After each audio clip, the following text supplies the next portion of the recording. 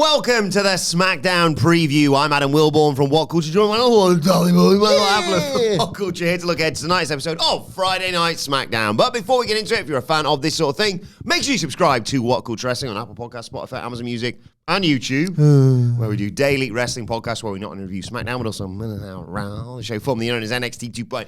AW Dynamite, AW Collision, pay-per-views, premium live events. We have interviews, roundtable discussions, and a roundup of the week complete with a very good quiz, of course, on WrestleCulture. As I said, though, joined by Michael Hamflett to look ahead to tonight's episode of Friday Night SmackDown.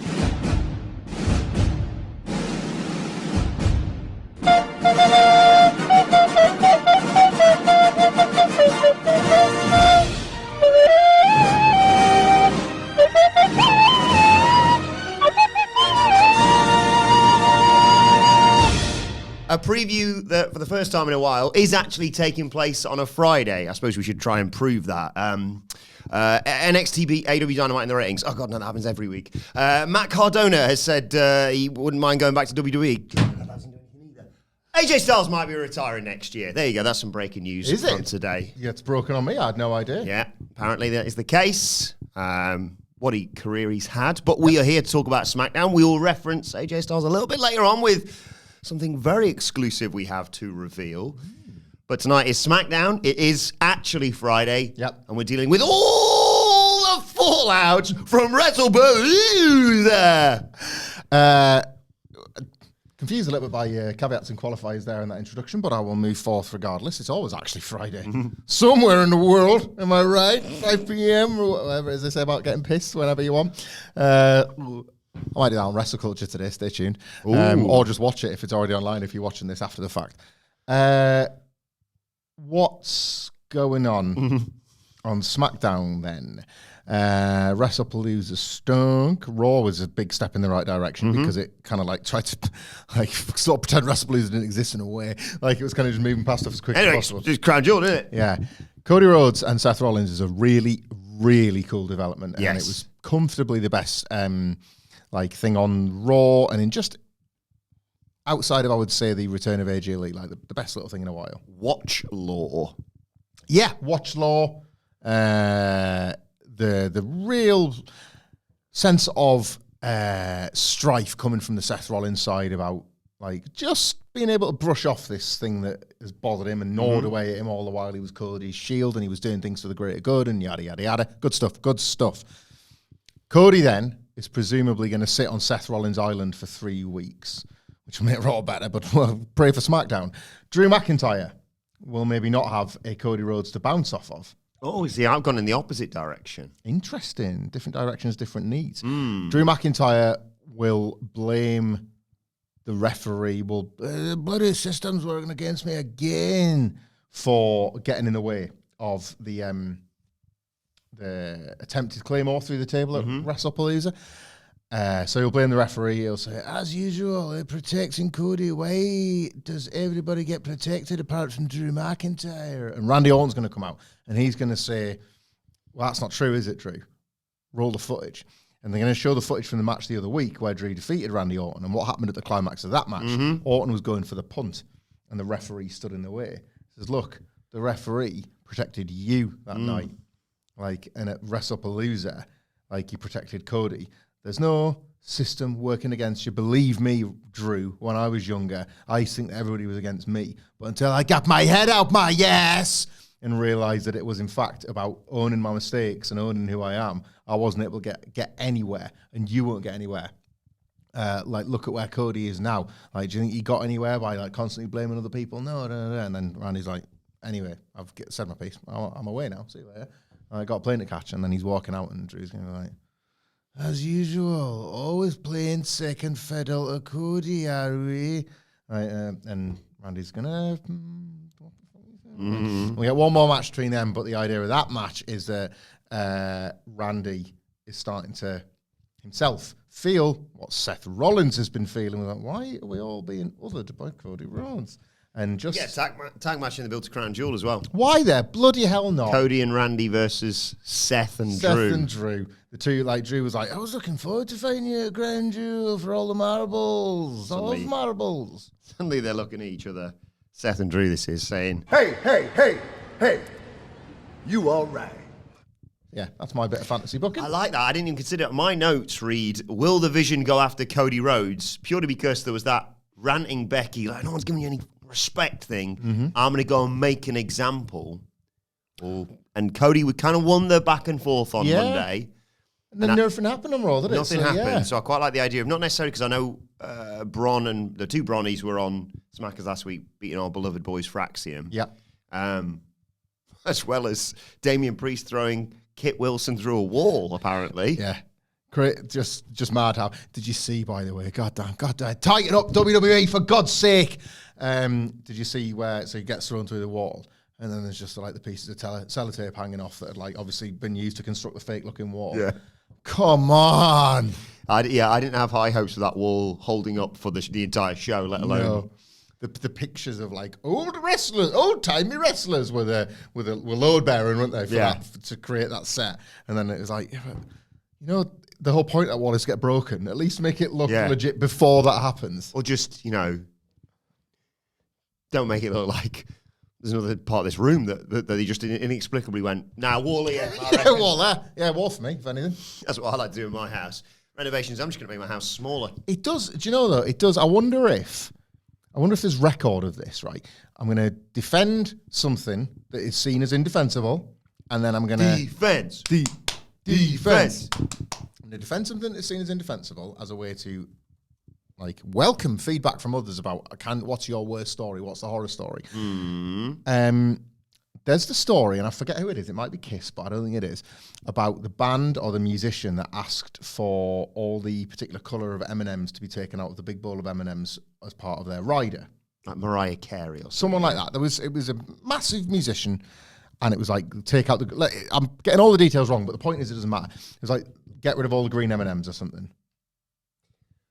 The Van Halen M&M rider story explains that the band included a clause in their contract to remove all what M&Ms?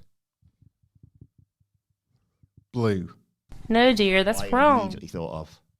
Peanut. What colour is that? I don't know. This is not actually. No, dear, that's wrong. Yellow.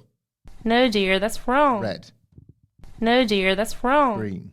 No, dear, that's wrong. How many M colours is there? When you bite into an M&M, what colour do you see? The brown ones. Bingo! Yes. That story goes down in a bit of folklore as bloody musicians out of control. And it is, right? Riders in general are an unbelievable privilege of that line of work. Are they not? Mm-hmm. What have you seen? Turn around. You can describe what you're looking at right now. Somebody's made a YouTube clickbait thumbnail of... and it says, I love it, the line is there. The video explains the background and context behind the brown M&Ms. It's basically, they said that on their rider, so people, they check in that they listen to the like specifications of their... Eddie Van Halen about to smash the M&M to death with a guitar. Yeah, right. This M&M has seconds to live, it says. And the M&M's like, no! And it's the funny one from the adverts. Yeah, the brown one was Pat, wasn't he? This was my point, right? It's... Rider stuff in general is the most unbelievable privilege, and if you're a live touring actor, whatever, you just get what you're given and be happy with it. But no, can we have one going forward? It's never happened yet, and I don't think it's going to now. What I can sort of get on board with is like detail checking. I wish there was a less pretentious and obnoxiously wealthy and disgusting way to do it, but they were basically testing the people, the promoters, and the people that put those riders together. I have worked in venues that have had to put together, admittedly, much cheaper and lower-end riders. I think I've told the story before. It's not something I'm proud of, but then you're starting to ask, are you proud of it? Because you've definitely told the story before. Because I've revealed it to those that guessed it on Twitter about the band who once stirred their incredibly pretentious and posh tea with a spoon that had been in contact with my testicles on account of how abusive they were to some members of staff and how difficult it was to source this tea and all this kind of stuff. And... that was what the point of the M&M thing was. It wasn't this insanely privileged and pretentious request. It was, are you actually checking? Are you genuinely checking? That's what we're checking if you're checking. And I'm thinking, well, why don't you just be rock stars, assholes? Why don't you turn up to the thing and play the show and just be grateful of getting some food? Lots of people can't eat. I watched a pop star. I'm not going to tell you who on this, but I'll tell you afterwards. Their family took the rider with them at the end of the show. So it's like a big shop. Yeah, I've seen that done. Like they're playing a blinder there. Like it's almost like kind of contract thing. Oldie world football before the game got destroyed by wealth. there was a maximum transfer fee and a maximum wage, and there used to be these ceilings in place to stop, I don't know, like hypothetically the game financially getting out of control. Not like that would ever happen. Thanks a lot, Jimmy Hill. So I got the problems with you, mate. All right, Pete. Before all that was lifted, you couldn't pay more. So you couldn't pay a footballer more. So that meant that in a lot of cases, players just played for where they were from. And the team, the name on the marquee was Sunderland or Chesterfield. And as a result, some people from Chesterfield played some people from Sunderland. And which town or city had the best footballers? Imagine that, right? And one of the ways in which that started getting worked around, and that was at the point where it was like, well, should we just lift all these caps and all these nonsense? Was it like, for example, your Brian Cloughs and the like, would, come here, son. Let me go around and see your mum and dad. And then he'd go and he'd charm the parents. And like, you don't want him playing. Great stories. You want me to play for this team? And he we like that, Brian. Like, all right, then off you go. You can go and play for him. But then if that wasn't worked, it was like, we got any money down the back of the sofa. Why? I want to buy his parents a house or a new car. Why? No reason. Like, they just look like they need a new car. And then a new car pulls up on the drive in 1960s, 70s Britain. That's a huge deal if like a fancy car rocks up on the drive. We'd love Brian Clough. And then all of a sudden, would you believe it? As if so that's come up with like more clever and creative ways. I've not only forgotten why I started talking about the M&M situation, I've forgotten about how we got into Me too. But nice stories, nice times, and everything's something. Was it the Vision? Was it to do with Becky coming after Cody? Probably. Don't know. I like the subways. I will name check the baby faces and then like let the heels wither away. UK pop indie band The Subways. Oh yeah. Once played the venue I worked at, ordered a ton of curry, had like a little meal each, and then told us as they were leaving, getting back on the tour bus to head to the next town because it was like late at night. They said, we do this at every venue because like we almost can't believe I look at the deal we've got. So we just make sure there's enough food for like the bar staff when they're doing shutdown. So we were left with like just piles and piles of curry. Like, and I was of the impression that this was every night they could, they would. And it's just like, and like, look who's still like, they found themselves back together making music, and like he still makes towns. And I always think of the time I was on a stag do with my cousin Nick's mate, who had like started in television as a runner and had like worked his way up and was like telling all the stories of like everyone's got the same stories about the same people. And the point is, when you're at the absolute bottom, you kind of remember the people that are awful to you, so that if you're ever in a position where you can actually decide who you're going to pick as a host for a job or whatever, not them, they were abysmal to me. So think about that when you wonder where so-and-so went off television. There could be a reason why. Was it Damien Priest throwing someone through a wall? Was that related to anything? That feels like it was something. The wall. It's a wall, brother. The tape on the wall. The old-timey wrestlers. Why was that renovating details? Maybe I was thinking about details. It was like, the one thing I will say is that they had no attention to detail. Come on, WWE. Maybe. I don't feel like it is. You'll get to watch this back and know for yourself. You can wind it back to see where we started. Sometimes me and him, we just go off on a bloody tangent. I can't even remember the wrestling we were discussing. Well, I was talking about the fact that Becky said, I'm going to make an example, and then never did anything. And I like the fact of her potentially attacking Cody. A, because that might mean we get to see Brandy, which is fun. Yeah. Although she's literally given birth about 2 months ago, so maybe less so. But also, I like the idea of Cody then going, was it the Cody, Seth, Drew match thing that we were talking about there? Randy? Maybe, I don't know. That'd be fun. I also like the fact of Cody saying, because he said obviously on Monday, like, you're gonna win. If you win, are you gonna win because of yourself or win because of the Vision? And how many times have you ever won against me, sort of thing? I like the idea of him turning around and saying, he went set your wife on me. He's like, hey, she's her own woman. She can do. I'm not the boss of her. I like that. Oh my God, Wilborn. Once again, you have threaded that needle, my friend, and what a patchwork quilt you have sewn. What about, right, a head of Crown Jewel, maybe even a go-home Crown Jewel?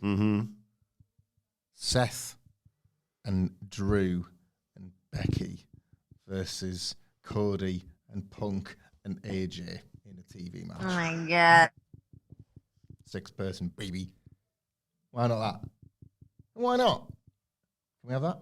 I hope so. Thank you. Right, we'll have that then. 3 weeks to Crown Jewel, it's not that long. This should be a benefit rather than a problem. I would have this be the last. Have Drew to go back. This is not related to talking about M&Ms in the subways ordering curry, but why I like Drew going back to needling Randy when Randy's tried to be like, referee stopped me and he stopped you. Why I like that is because it's this little 3-week window. And yes, Randy Orton can theoretically be like going to bat for Cody Rhodes as he briefly disappears off to Raw to have this little tete-a-tete weekly with Seth Rollins. Why I like that is because Randy Orton's last 3 weeks, like, he does get ground down and Drew McIntyre does get through to him and he doesn't want to be gotten through to, but he's like, he's right. Idiot. And then what if Randy Orton RKO's Cody and costs him against Seth Rollins, or when Cody loses and he returns to SmackDown with his tail between his legs and he's like, hi guys, I'm sorry I disappointed you. Let's say the Vision cheat. The Vision's numbers game was too great for me. I thought Seth Rollins did want the one-on-one match with me, but I guess I've learned a lesson there. Still 3-1. I haven't got my ring for the second year in a row, but me and Seth will meet down the road again. Let me assure you of that. And now anyway, it's on to business. My WWE title. Randy Orton interferes, runs in. Nope, not that either. Interrupts. What the hell is wrong with me today? Interrupts. Cognitive decline. Yeah. Apparently. We're all in our 40s, except this one. That's the only why he's the sharpest tack in the room. Orton's out there and he's like, I saw what happened with Seth Rollins. I wish I could have been there, man. Sorry I wasn't. And Cody's like, I mean, you were. I saw you. It was Australia. You went over and you did this, whatever. You wanted to meet that jacked kangaroo and get some muscle advice. I've seen you in Australia. He's like, well, yeah, anyway, sorry nonetheless. And like that title, I'll tell you what the future for that title is. Like me watching your back because that head, mate, I saw you against Drew. I saw you against Seth Rollins. You're not right. You need to rest. You need to make sure that you're healthy enough to defend this title and be our quarterback. And Cody's like, my head's absolutely fine, Randy. Like, you can't get in my head anymore. I'm young, whatever. And I'm just like, trying for weeks on this. And Cody, with his head injury, gets a punt kick off Randy Orton. And that's the turn. I like that. None of this is SmackDown tonight. Tune in. None of it. What's the schedule after Crown Jewel? Is it Saturday night's main event, Survivor Series, and then sort of wrapping up the year? Yes. Is there a sign on? Is there an SNME, baby, if you scream, you want some more? Either side of Survivor Series. So Crown Jewel, obviously, as you mentioned, like 3 weeks away or whatever. Yep. Then according to my notes here, Salt Lake City. Yes. Saturday night's main event. Larryland, the home of Larry Rabb. Is that 51 XLI? No, 31. 41. So 41, sorry. Because of XL. Yep. And then Survivor Series and... Survivor Series is... last weekend in November? Yeah, November 29th. Thank you to my best friend Matt Rains for reminding me it's the fourth weekend of Thursday of November is Thanksgiving, not the third. As I said on the news, I humbly apologise. Fourth what? The fourth Thursday of November is Thanksgiving, right? Not the third, as I errantly reported on the news. Oh dear! Oh dear! I want to apologise to every American listener, viewer, and I was going to say fan, but really I mean detractor for that terrible, terrible mistake. I would give anything to give thanks to your nation in your country. Me and Wilborn have mentioned on this podcast that we will attend your stag, your hen, your wedding, your bachelor, your bachelorette, if you fund travel and digs. I would like to extend that offer, our gracious offer, to if you want us to attend your Thanksgiving. Oh. And you would be prepared to pay for travel and digs. We'd bring a dish. We'd bring a dish. I wouldn't put any food in it, but I'd bring a nice dish. I'd bring a dish for my cereal, obviously. Yeah, we'll come to your Thanksgiving. Imagine telling Adele and Louise and the kids, just like, we said something kind of dumb, but somebody's done it. What's that you got? We're contractually obliged. What's that QR code you got on you? It's a plane ticket. We're going to celebrate Thanksgiving. Excuse me? Yeah. I don't know. I don't know what's happened here, but it's seen a few days by. I always think of a brilliant scene. I brought this up on a podcast the other week, I must have done. But it's the fantastic scene where Ross in Friends has just gone off the deep end and about him and Rachel getting married in Vegas thing. And Rachel's like, can you please just go and sort it? And he's like, I don't want to be the guy with like 3 divorces. And she's like, are you taking the piss, mate? Like, we need to get this annulled. So he goes, and he comes in, and he's like, Phoebe's there, and they're in Central Perk, and Rachel's like, did you sort it? And he's like, yeah, I did it. She was like, thank you, Ross, thank you. And she's like, I appreciate that. I know it's difficult, but I do appreciate it. Anyway, I've got to go. See you later. She walks out the shop, and then there's just silence for a minute. Phoebe's like, and then Ross has this like face on her. Phoebe's like, Ross says, I didn't get the annulment. Don't tell Rachel. See you later. Just like scarpers off the shop. I can only imagine me and you with that QR code. I'm going to America for Thanksgiving. See you later. Just don't know I got. I'll bring you a magnet back. Yeah, you're getting a magnet. I'll bring you some turkey. Yeah. Turkey Might not travel well. Turkey sandwich, some cranberry. The whole thing looks amazing. Best, isn't it? I'll tell you what else looks amazing, and that is the triple threat match for the WWE Women's Championship tonight. This has been going on for a long time, obviously. We had a really, really good match between Jade and Tiffany a few weeks back. No finish. And then Nia, yeah, but it was pretty cool, though. They both went to the barricade. Yeah. And then Nia got involved. There was a big pull-apart brawl last week as well. And tonight it is Tiffany Stratton versus Jade Cargill versus Nia Jax to see who leaves as WWE Women's Champion and who presumably goes on to face Stephanie Vacquet at Crown Jewel. Does that influence your pick here? Yes and no. Because like I said at the time when people were saying, oh, Randy gets involved and costs accidentally or whatever, costs Cody, and I was like, right, that's Drew versus Seth. That doesn't really work for Crown Jewel. Cody and Seth's a really cool diversion, isn't it? This one is a bit easier creatively because ultimately any match is a new match. Stephanie Vacquet is the new women's champion, and with that is a bunch of new pairings. She is... like her versus insert wrestler is such a fresh and exciting thing for WWE to, well, enjoy and take advantage of over the next few months. And here's the first chance to do that. Tiffany Stratton, have the state WWE media been dropping bits of chum in the water about Tiffany Stratton's injury in order to try and stir up a bit of speculation that she might lose it? Because I've got to be honest, going into this, like, I didn't really think Tiffany would lose to Jade until they started working me into thinking they might, because that match was pretty decent. But I would think there was even less chance of Tiffany losing here. It's a 3-way that it almost exists. Yeah. If you wanted to protect that Tiffany-Jade match for one more run, she pins Nia, and she's beaten Nia before. So, like, they've Triple H'd it with these tournaments. He's created the circumstances with which Tiffany can get this match, and Jade can not lose. You know, she beat her at SummerSlam. Jade's like, one more go, and then it looking like it could go either way, and Nia ruins it, so Nia gets pinned. However, the Tiffany injury stuff has made me wonder if, well, yeah, same but different.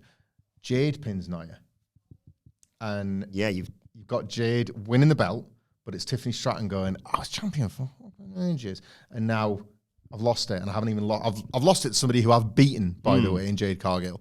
on a SmackDown, which shocks everybody, and it shows you a graphic. You might need a button for this, of Stephanie Vacquet versus Jade Cargill. Oh my God. Match quality, completely unknown. Vibes, out the f***ing ass. Like, that'd be pretty cool, wouldn't it? Yeah. Like, them two fighting over the... I think some people might be in trouble with the Devil's Kiss on that one, to be honest. I think... Groinally, I'm speaking. I think you best get that Bulgarian VPN up pretty sharpish. Oh, it's up, don't you worry. Can we not? Me and Sid practically had a pull apart about this. When I said, have you noticed in the crowd how they're just like counting along, or they're making it, it's not pervy. Like, it was a bucket, but then because she was back in NXT Homecoming the other week, like they did 2 at the same time. Are you watching Booker? Is your knob out, Booker? Are you jizzing, Booker? He did say, yeah, I'm going to have to crack my dick off, or whatever he said. I'm going to pop my dick. That's it. The exact Pop words. my neck was what he said. He did. Yeah. My neck, my back, you know, that sort of...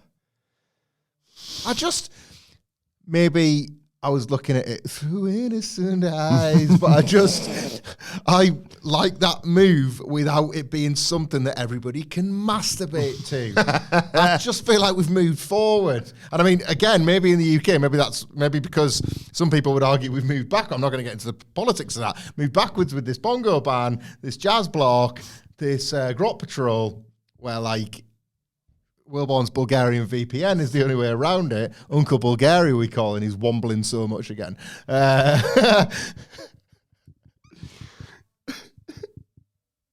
I just think it's like, I don't think the Devil's Kiss needs to be. I like that shout, Jade Cargill, though.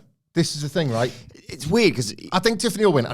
On the record, I think Tiffany will win, but it was like I was suspicious of the amount of discussion of her injury in order to build the drama around that. I mean, off the back of my predictions for WrestlePalooza, I might as well not bother it because I get everything wrong. But maybe I did that deliberately, to keep people guessing. The OTJ way.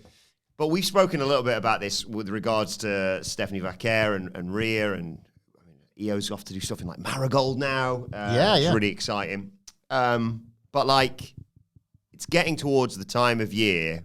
Still insane to say this. It's only been in the last couple of years that you start looking, September, October, more sort of November, December, January, obviously, as to, right, where's this going for WrestleMania? Because they're not just going to turn around in March and be like, EU. Well, I think you and I have booked. You're not supposed to.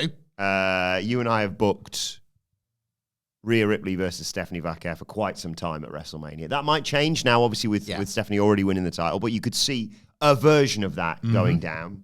And you could speculate on whether it be Blake Monroe or Jordan Grace or others, JC Jane, coming up and messing up that. The other belt scene is wide open. But if we should do this soon when we get a bit of spare time, because this has been mad, obviously, especially this week with All Out and WrestlePalooza and what have you.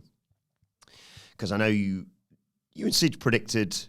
Same thing. We were intended to, and then we didn't find the schedule time. But we did. There was a Q&A a little while ago where we were asked about the potential prospective main events of WrestleMania and All Out for next year. So we talked All in. Excuse me. Yes, we talked specifically about those main events. But I think it's maybe this is one of them things because the shows aren't very interesting. I think it's quite interesting to discuss what those cards look like. I think that's like it's almost right. Can we generate some excitement for ourselves and hopefully you guys around a card for the two big shows, based on how the rosters currently look and where it's a fun thing to do this time of year. So you can do it immediately after WrestleMania, but chances are it just goes, people leave and what have you. Whereas it feels now like you can more sort of say, okay, what's Bron Breakker going to be doing on that show? What is Sami Zayn, etc., etc.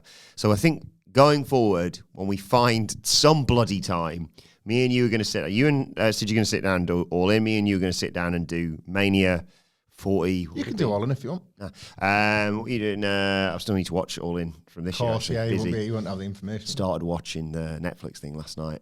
Oh, the new one, the new documentary. What's it called? Catfish one. Oh, God. You watch this, guys? No spoilers. I don't know, it depends. Who am I talking to here? I don't know. Down the red light, or possibly the listeners. If you like your very glossy, you are legitimately concerned if these people that are involved in this real life event that's now been dramatized by Netflix have been taken care of by the production company, shows. There's like an all-timer one now on Netflix. You say you've started. I started it. I got about 10, 15 minutes. So I won't discuss some of the payoffs that are coming along the way, but Netflix has got this way about, the template if you watch these, drone footage of the town to illustrate either how small or big very it is. Rural town. Yeah, this one's rural. Sometimes it's a cityscape. The introduction of a series of main characters, a series of secondary, how are they figured in?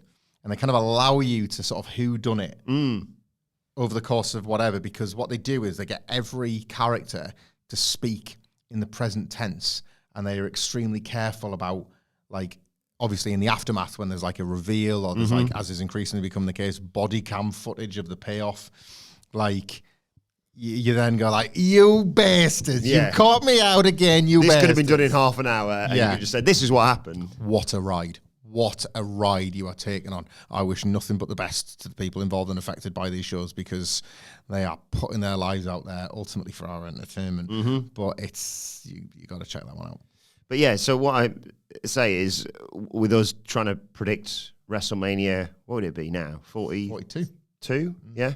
Oh, yeah, 43. WrestleMania 42 in Las Vegas, of course. I could pitch, women's US title, men's IC title, most world titles. SmackDown Women's title, So for grabs, anyone. I think I almost guarantee that you and I are going to come in because I want us to. Maybe we'll get Nicholas to sort of be the sort of judge of it all and try and make it so we come in with some different predictions. Okay. I don't think he's going to struggle on that one. I think we could come in with anyone. Yeah, in for that this match, one. or any type of match or whatever it might be. So that's the beauty of going in tonight, like you say. Going, well, this could be, we'll just keep Tiffany with the title and then maybe turn a heel or whatever it might be going forward, or injury stuff, or just sod it. Let's we clearly bottled Jade winning it previously, but in that non-finish match, she performed like a world champion. Ran her close, didn't she? Yeah. Or Nia. Nia's always great as well. Nia is an interesting one. I'm kind of on the hook for this now. Nia is an interesting one because she could be the one to take advantage of the injured Tiffany Stratton, right, and get her belt back as she sees it. But also, or do the classic jaded. Out you go. Yeah, I'll take it. Thanks. But also, what a statement win for Stephanie Vaquer. The more I think about it, Jade can't win. Because then you're putting yourself in a situation where the brand new champion, Jade Cargill's finally lived up to the potential and all that kind of thing. And then she loses straight away. Because I cannot see Stephanie Vaquer losing that match. Nia Jax can lose that. Tiffany Stratton can lose that. Yes. So, yeah, ignore my Jade Cargill take. And instead, pay attention to my Nia Jax one. So who are you going with? Because I'll pick the other one to make it interesting. Sod it. I'll go with Nia Jax. Title change. Shocking title change. I love Tiff. But I'd be intrigued to see what that looks like. But I'll go Tiff. Okay. Yeah, I think that's, And the Jade Cargill point makes the most sense. Jade would be a fun champion. I don't think anyone would right now would be like, she shouldn't be champion. Mm-hmm. But you can go look at the men's one and go, Cody's losing, probably. But Seth can also lose, and he's Velcro, Teflon. He is Velcro. Seth is Velcro. We've always said that. I have a cognitive decline thing you were talking about. Oh, it's real, man.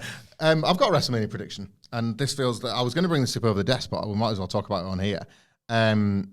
You know how on Spotify it sees who you're listening to, and then it sends you information about their upcoming tour. But then for you, your inbox would say Arctic Monkeys aren't playing at the moment. Try again next month. I hear you a lot.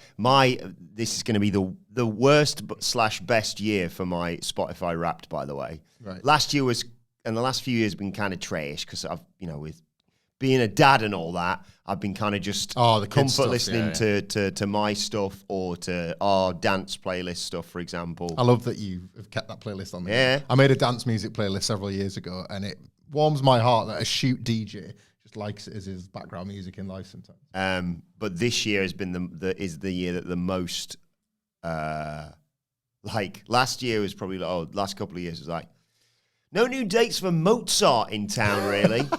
This year is going to be the one where it's going to be you listen to 6 days worth of K-pop Demon Hunters. Yeah. Oh God, blow all of my listens out of the water. Although I did get an email from, I assume I went to an event or something there a while back, telling me, this was so funny, I meant to show you this, telling me that I think it's called the First Direct Arena in Leeds. Yeah. Telling me that Alex Warren's coming to town. I had a dream. Bump this fist. I had a vision. Because I got an email from Ticketmaster telling me that Alex Warren is coming to town. Oh my God. I had a dream. I had a vision. Because me and him, a couple of marks, have been listening to that song, the soundtrack. I feel it in my bones. You can't stop this. You can't stop this. Hey, hey, hey, you can't stop. And then Triple H is like, can I get off this thing? Right, he's at the top of the bill. Anyway, so we're going marking out we're warring out for the WrestleMania trailer. And just call us rabbits because we love a Warren. That's right. I don't know anything else about Alex Warren, but I know there's this song. Who do you want to be? I'll be Peter. I want to be Peter Rabbit. I'm allergic to rabbits, so I'll be Alex Party. Don't give me your life. If you're Warren, I'll be Alex. You could be Notkin. Notkin's actually very me because it's a ginger squirrel. I'm doing Peter Rabbit characters now. All right, okay. Yeah, I don't know Peter Rabbit. He's voiced by James Corden. He's an arsehole. No, not on the TV show. Okay. That's just the crap film. Right. Hang on, Peter Rabbit cast. Peter, is this from the TV, the animated show? Where it's it's whatever. Go for a ride on an adventure. Go and take the food. You're running free. Sia was Mrs. Tiggywinkle. Is this the film? Maybe. I've had a long break from Peter Rabbit, but the kids use Peter Rabbit. Hey. He's running. He's go on a ride. Jesus, Margot Robbie was Flopsy. There's a lot of obvious directions to take that in, which we will not. Right, I'll get my Alex Warren thing out while you look at the Peter Rabbit cast. So I got an email. It's better than Leeds, by the way, mate. He's playing Newcastle. Oh, I figured that might be the case. I did have a look because I thought banter, but I'm not going to spend on this pre-sale the Spotify VIP stand-in pre-sale a mere £250 a ticket before fees. We're not going to go and see Alex Warren at the arena. However, I then thought I'm going to take off my WrestleMania 42 Vegas hat and put on my sleuthing hat. Okay. They're all invisible because I'm not a hat person. And I looked at the dates. And 18th of April, Antwerp, Belgium. 20th of April. Don't do this. London, England. 19th of April, free as a bird. I'm talking jet plane to Vegas. I had a dream. Oh my God. Live for WrestleMania Sunday. Jet plane right out of there Hell to yeah. London town for his big show in the UK. We could be seeing a live performance of it. I mean, we got our performance of sorts live from Travis Scott while Fiend played. So that was live in a way. Yeah. Wasn't it? Heard the whole song Yeah. in the stadium. Are they leaping this? Maybe Mr. Todd, he's the fox. Bob Mortimer using Todd as a word for poo. It's changed how I think of Mr. Todd. Eric now calls you Mr. Todd. Calls me Mr. Todd. No, as in like if you've done something like that, Mr. Todd. It's like an insult a little bit. All right, mate. Eric popped in the office the other day and I put the belt on him. Yes. He became the world heavyweight champion. It was pretty goated. It was a smoking skull toy belt, wasn't it? Mm-hmm. He was a man. You need to pick a Peter Rabbit character. I don't like Peter, and I never liked his friends, and I didn't care massively for the farmer. He was always What trying about the to badger? shoot him. What about the badger? Yeah, I'll take the badger, actually, yeah. What's the badger called? Badger. Bodger and Badger are getting around. Tommy Brock. I'll be Tommy Brock.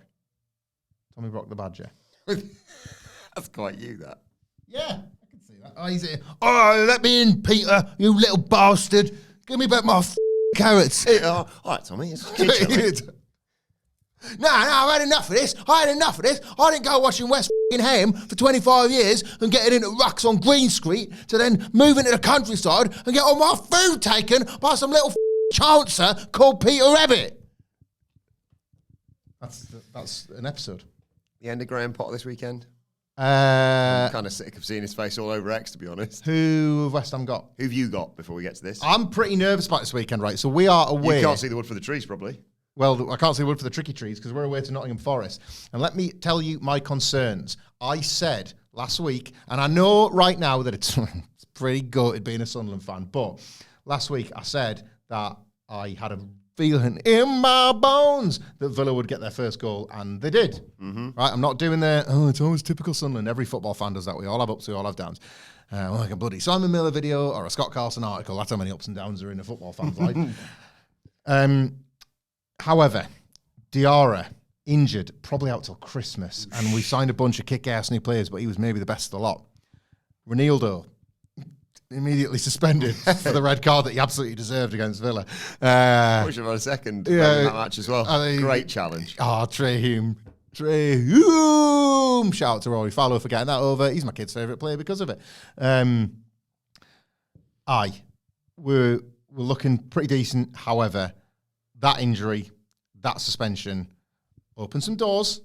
Young Chris Rigg got his first start against Villa, but had to be taken off because of a tactical change after the Ronaldo sending off. I just have a real worry that these two changes, it's the reality of the Premier League, that's why you have to get a big squad and all that. These changes, I think it's going to be awkward. And I saw some infographic where it's like Ange Postecoglou has now lost 2, drawn 2. And he's got this thing about like nowhere by his 5th game does he not get that win. And you just sort of like, the timing of this one couldn't be worse. Igor Jesus getting a couple of goals for Forest in midweek as well against Real Betis. Real Betis, yeah. We played Betis in a friendly. And then they're like playing them in actual shoot European football competition. It's could do without that. I think we'll get beat. And it's fine, right? We're on 8 points. And it'll be 8 points after 6 games. It's the point per game thing. You got the team. And you're like second, basically. Well, I mean, imagine if we did overturn that result against Burnley and it was like that 3-point swing now would literally be shoot second. It's crazy, man. Like, you're so fortunate. Like, football's a lot about luck more than anything else, I think, as a fan. But I will say this. The season will go. I will never stop looking for the same 2 bits of data. Are we on more than a point per game? Mm-hmm. And are we 3 points clear of the relegation zone? Yes, yes. And that's it. So that'll still be the case after Saturday, I think. Mm-hmm. Barring a big swing. Yeah. So that's all I'm looking at. You've got to be pragmatic. And I'm enjoying the good times. I'm smelling the roses, but you've got to do that and stay pragmatic about it. It's been lovely to watch. A lot of people, not me, by the way, a lot of people really deserve this as Sunderland fans. I go back and I listen to, there's a brilliant Sunderland podcast, if you care, I suppose, if you're a Sunderland fan. My Sunderland podcast of choice, Wise Men Say. I've put them over on this pod before, but they're like trenches. It'd be like us watching, reviewing 2019 Raw every week, just for some good times. A Celebrity Traitors has come back. Celebrity Traitors. And I listen sometimes to their old shows, and my God, they're in the trenches, and they're going every week, and it's brutal, and they're doing the analysis. And there was a podcast I was listening to from 2017 when we just parted company with another manager. We're getting relegated from the Championship, having just been relegated from the Premier League. That's how bad it is, right? Wow. And we would talk often about, like, some fans need to have a word with themselves about when is it really bad and when is it just bad in the context of your team. Statistically, in 2018, going back a decade, nobody in the 92 in the pyramid had seen their team lose more home games than Sunderland fans. That's part 1 of the stat, right? Part 2 of the stat is the gap was over 50 to the next team. So anyone can say what they want about, like, hey, nobody's had it worse than us. No, the data backed it up. Do you remember that thing around it was like goals, Messi, Sunderland AFC? Yeah. Remember that graph? Same period of time, right? So let's say it was like 08 to 2018 or something like that. No, literally nobody saw more slop than Sunderland, like, and those in particular. Even Fed fan. They run it close. But I've always said, like, I will put into football what I get out of it. And I've always been, like, quite good at being like, you know what, that was like 2 hours and I might have spent like 20 quid in a ticket, but it's done now and I can't let it impact me and affect me and sit with me all week. I'll not do like the transfer speculation like Sidge would with the ease. I just have to put it there. Mm-hmm. It's harder to put it there when you're having fun times and winning. You want to look at it all the time. You want to, like, get FIFA on the go and you want to buy the kits and all that. And that's amazing. I love it. But I'm very acutely aware that I am benefiting from other people's labour here. Some people have really put in the hard yards and have lived and died with this being awful. And now I love that they're getting it the most. So I'm not trying to, like, piss on anybody's chips by saying, I think we might get beat this week, but I hope the good times keep rolling because there's people even more than me that deserve it. It's brilliant. Who have you got? Newport County. We should win that. Yes. Speaking of Newport, I'm seeing Go the Looking Chain tonight. Hey. In Newport. That's one of their songs. Circling back to SmackDown. Oh, we should. Big tag match that this feud's been going on for bloody ages. Not really going anywhere. Kiana James and Julia versus B-Fab and Meechin. Yeah. Where does this is bad storytelling, man. Where can this possibly get us back to? Unless B-Fab is getting a surprise pin over Julia and getting a title shot. I like that. Which they could do, and, you know, it wouldn't be the worst. That is the only route out of this that doesn't take us back to the start. 3 weeks ago, 4 weeks ago, whenever it was, Meechin rolls up thingy in a second. In 3 seconds, to be factually accurate about it. Kiana James gets a title shot against Julia. Julia's like, I'll kick your ass, kicks her ass. They have the match, beats her. Great. Like, kicks her ass after the match. B-Fab comes in to help. If this is like to give Meechin a rematch from the match she's just had on account of, like, what are we doing if that's the cycle? That's so poor. So you have to hope against hope that B-Fab pins Julia. Because even if B-Fab pins Kiana James, well, that's just what Meechin did. And it didn't make a blind bit of difference in the title match. Yeah. You've got to actually make a point here. It's been like when I was on tour, went to the Leeds house show. Yes. It's a house show. First direct arena. We've been there for you know, the one in Newcastle years ago. Maybe we'll go at the start of next year. Who knows? But can you pay for my kids, please? You know, you just nothing matters. So let's have a great time. Yeah. And whether a match ends in a minute or 20 minutes or whatever, or it's just, you know, crowd interactions. Having a good time with it all. Nothing against any of the people involved. I can't even remember which version of these four it was. You know our love for Kiana James, obviously from her time in NXT. Julia, again, another talent shaped by NXT. B-Fab, Meechin, really talented performers. Hope they get more going forward because they feel like those people who come out in the Rumble and people go, I don't recognise their music, oh, it's them. Whereas there's so much more than that. You're a red piss on carton when that was going on. Yeah, I bet. So give them, do something. B-Fab, I like that. B-Fab pins Julia to get a title shot going forwed. Yeah, why not? And then wins the title. Just do something. Do something. Julia's been badly booked this year. Like that call up with Roxanne Perez. Look at them. I mean, that's a really good. Yeah, here's someone. Well, you got They've two. Both of them. got titles. She's got two comparisons because you got Stephanie Vaquera as well. You got two comparisons with Julia, so which is not her fault by the way. No, but yeah, you got to look at it. It felt like quite an easy thing to do of just like Kiana James mouthpiece, Julia great in ring performer, and they haven't really committed to either. Well, on paper, I don't want to go too long on this because it's not like WWE out, but on paper it is because if you like, they want people in a way to look back in 3 years and be like, look at that. Like two champions in NXT, they both get called up, they both win belts, they both go on runs. But when you're actually watching it and you're living through it, it's that thing, isn't it, where years later, no, I was watching it was crap. It was rubbish.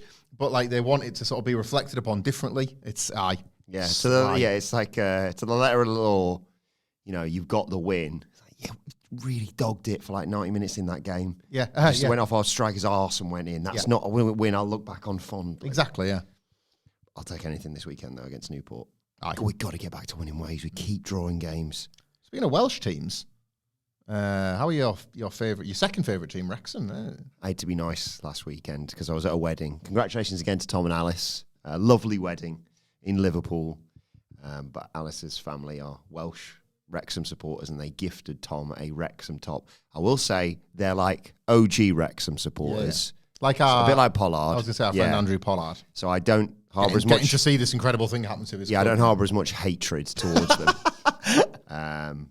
Also was tempted after a few beers to remind him about when we beat them in the 97 FA Cup quarter-final. Didn't do it. Don't ruin the special day. But I did shout as Tom was being gifted the Wrexham shirt, don't do it, Tom. I love how, Graf, really, really bitter about injustices that happened to them in 1997. Bret the Hitman Hart, Montreal Screwjob, Adam Wilborn, Chesterfield FA Cup run. Looking down at the Hitman. My mate's writing a book about it. About Chesterfield, yeah. That cup run or just about Chesterfield? And he said he might be chatting to David Ellery, the referee from the semi-final. And I said, if you get his number, you give it to me. I'm going to beat up an old man. I've got some advice off Netflix documentary. He's probably like 80 now. David Ellery, yeah, he must be getting out. Time to play a game. David Elderly, more like. That's really good stuff, mate. Right, so 97, I was 8, 9, and I'm in my 30s now. We're on our 30s. Well, I am. So he was old looking then, but he was a referee. So I'm going to say he was 40 then. He's looking pretty well, isn't he? Wrong one. So I'm going to say he was 40 then because he didn't seem to stick around much longer than the Prem after that. I understand we probably chased out because he was crap. He was the most famous referee for a while, David Ellery, wasn't he? Yeah. Let's go 69 because it's a funny number. Yes. Oh, you're so close as well. He's 71. He's got an MBE. And his middle name is Roland. So there you go. David Roland. Appropriate for a rat. I'd love to, that's really good stuff. I'd love to turn down an MBE or an OBE. I'll take both of them. I'd love to turn it down. I think it's so cool. Imagine the king or the queen or whoever those people are, and you're just like, I'm going to give you this award. Your award means nothing to me. Your validation means nothing to me. Like, can you change the OBE to like an ACAS logo and finally give us like a Podcast of the Year award that we so richly deserve?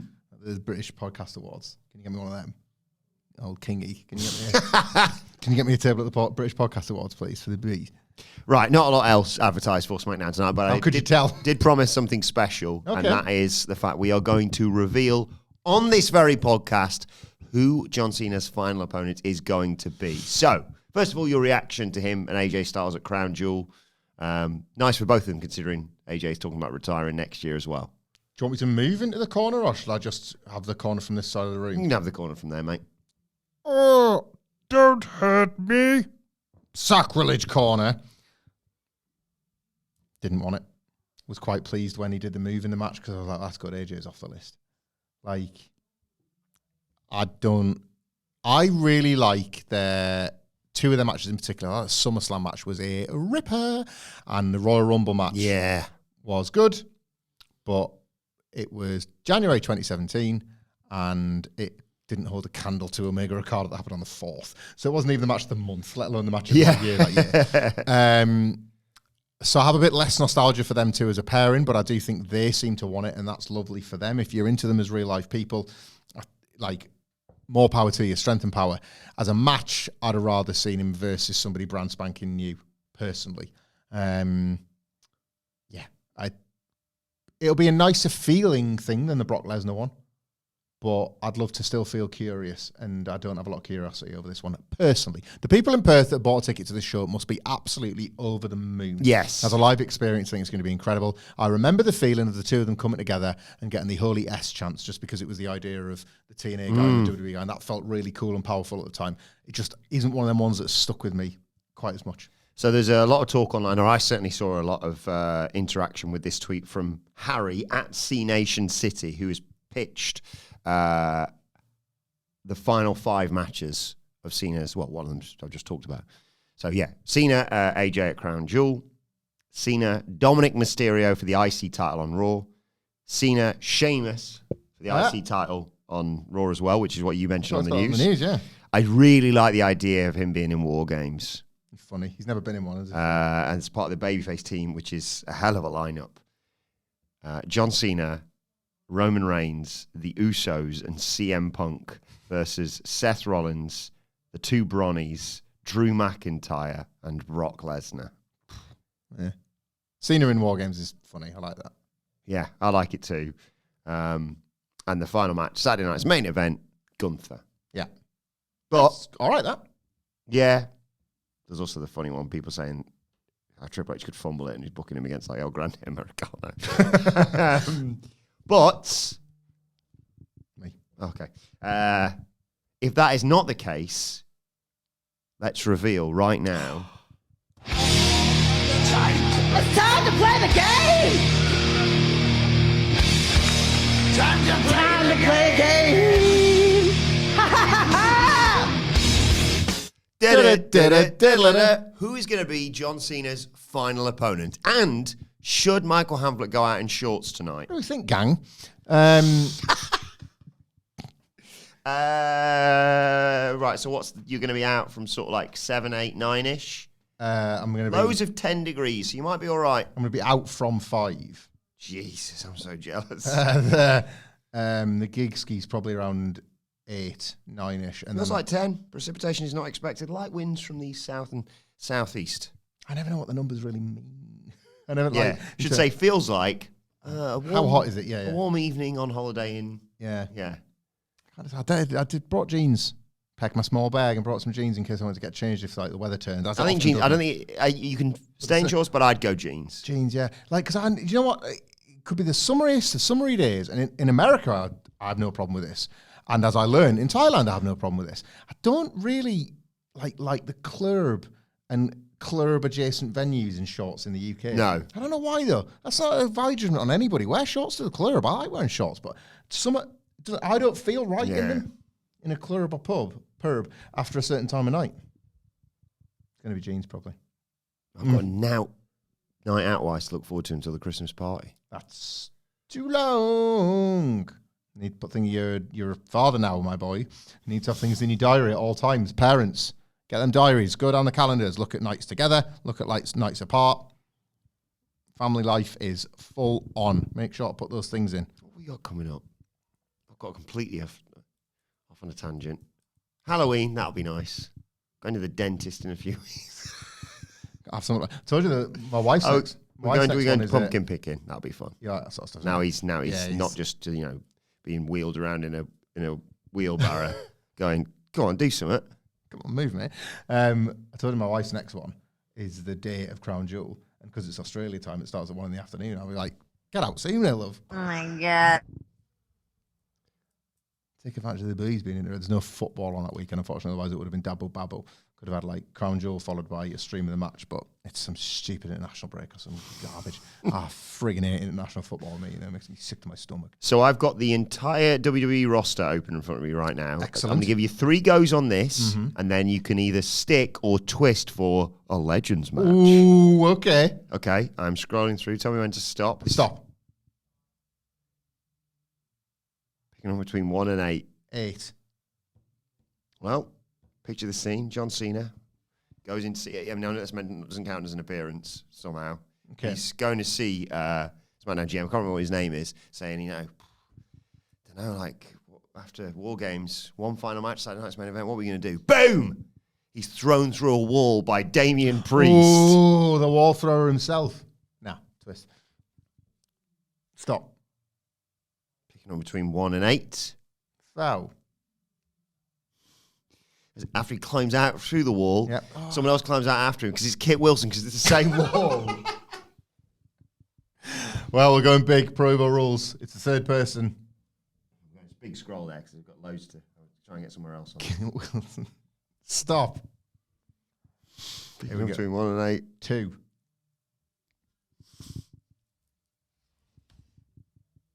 The big one. We always knew it would come to this. Has it come to this? Or more like, has it come to this? Otis, everybody. So it's a Legends match we're going with. It appears that way. So I can keep Otis or I can gamble for a Legends match. Yes, what are you going to do? Gamble. What do you think you should do, ladies and gentlemen? I'm going to gamble. He's going to gamble. He's going to go for the killer question. Oh, on Challenge Ant. Indeed. I used to love it when the kid would get it wrong, and then he'd be like, he'd be like, because they'd all be like, I think you are. But then when you got it wrong, it's like, give me your prizes, you thick, you stupid little prick. It's like his mask slipped. Yeah, get the off my stage. It's a kid's show, Ant. Shawn Michaels, get him out of my ring. Super kicks a kid, takes the DVDs back. I'm keeping the PlayStation and all. Oh, God. Like, that's... I mean, what do you do as a parent in that scenario? I mean, you try not to think about it, son, for the rest of your entire life. And you know there's such thing as YouTube, so that's all starting to appear on the internet. You may as well see that. What was your name again? Challenge Ant. He played his sister on it once, didn't he? Did he? And they swerved him, and they was like, this week, take your earpiece out. When you were a kid, you always think like, I can outsmart him, and you like, what number I'm thinking of or whatever. It's like they wouldn't allow that. I don't know. I've got the perfect question. Yeah. Go into business for yourself. You've told them what the killer question is, then you just change it live. What are you going to do? Is there any, I wonder if the old Challenge Ant questions are available. And we're on a tangent. Legends. 3. You can stick it, of course, but I'm going to 3 legends. Alumni page. Stop. Picking on between 1 and 8. Crocodile's Mouth, City Jones. 3. No. Scrolling again. Stop. That one was less. It was just I don't want to. No. Yeah. Okay. Stop 1, 2, 8. Stop it. 8. I mean, it's Nigel McGuinness, so that doesn't count, right? What's that? No. They're not going to let if they're not going to let Edge come over, despite the fact that some people insisted that might be the case. He's off to film Percy Jackson or something. That's why he's. What? Yeah, but imagine the tagline. You can't see me in the bushes. So we're not doing that one. Okay. All right. Okay. So still first J. Stop. Picking between 1 and 8. 8. You'll be happy. John Cena's potential final opponent, ladies and gentlemen. Now the artist formerly known as Mercedes. Money.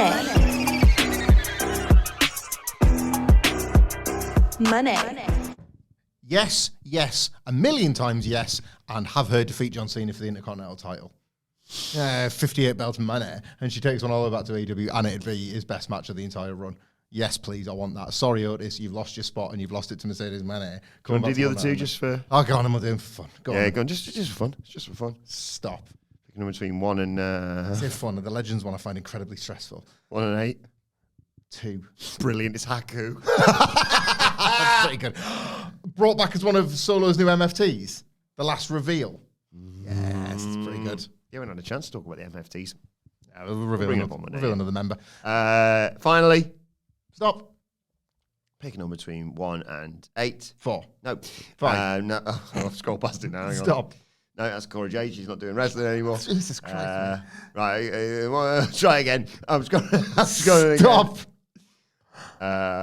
Picking them between, there is some absolute belters in here. Picking them between 1 and 8. 3. Brilliant. Do you want to tell you, ladies and gentlemen, John Cena officially confirmed, revealed Write here this down, write by this the down. What Culture Wrestling podcast. John Cena's final opponent in wrestling, Michael Hamflet, is Gilbert. God, there was some absolute corkers there, wasn't there? What a run. Where's he gone? Ask some questions. Yeah, what's going on there? Anyway, let us know your thoughts ahead of SmackDown in the comment section below or on X at WhatCulture WWE. Watch, they can follow both of us. You can follow Michael Hamflet at Michael Hamflet. Follow me at Adam Wilborn. Follow us all at WhatCulture WWE. As I said, make sure you subscribe to What Culture Wrestling, wherever you get your podcasts from. For daily wrestling podcasts, myself, Hamflet, and Phil back later on today with Wrestle Culture and hashtag Bloody Good Quiz. But for now, this has been the SmackDown preview. We'll be back on Monday to review SmackDown, of course. But the SmackDown preview where we've talked about John Cena's final opponent, B-Fab and Michin versus Kiana James and Julia. Whether the Vision could go after Cody Rhodes. Who leaves as WWE Women's Champion? And all the fallout from WrestlePalooza. The SmackDown preview. It's got all this. And if you're a band on a live show tour, when you're ordering your food and your riders, make sure to order a little bit more. We'll see you soon.